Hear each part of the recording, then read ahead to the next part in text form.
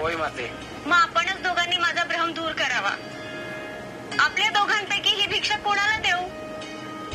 आपण म्हणत असाल तर आपल्या दोघांना हे मी समान देऊ शकते. निम्मा शिधा भिक्षा म्हणून घेऊन याच्या संपूर्ण कुटुंबाचे पोट नाही भरणार. त्यापेक्षा हेच योग्य, पुन्हा एकाचे कुटुंब व्यवस्थित भोजन करू शकेल. तेव्हा हे दान आपण शतानंद यालाच द्यावे. माझा नेम आहे माते, मी एकाच घरी प्रतिदिन भिक्षा मागतो. गेली 2 सप्ताह पुरेशी भिक्षा नाही मिळाली माते. तसेच आज झाले असे मी समजेल. जशी आपली इच्छा. नाही माते. त्यानंतर आपले हे शब्द मला आत्मज्ञान देऊन गेले आहे. माते, आपण ही भिक्षा दयानंदांना द्यावी.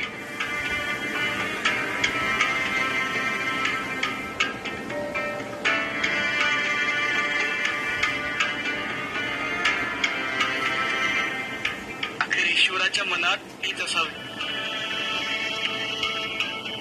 परंतु माझ्या लेकरांना कसा सामोरं जाऊ?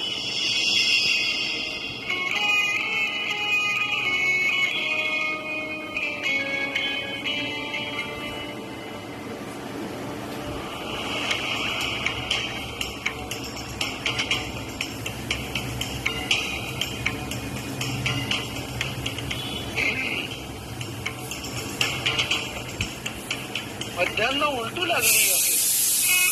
भोजनाची काय व्यवस्था? भोजन काय म्हणाला?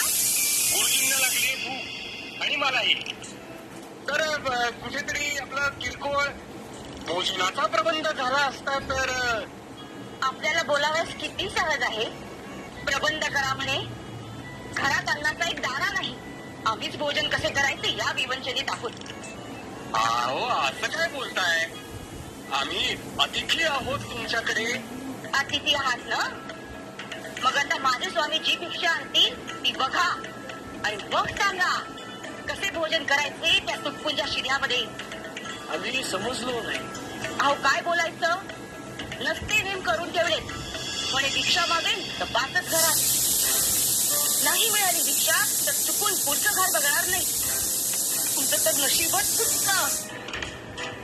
लग्नाची भाईक असतं हे दिवस बघावे लागणार तर तेव्हाच विचार केला असता.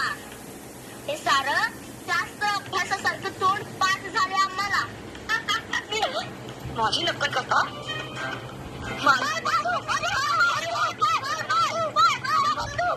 हो, भवती भिक्षा देही.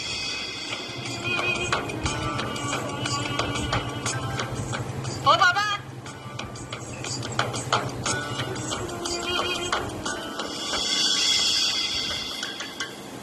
चलिए.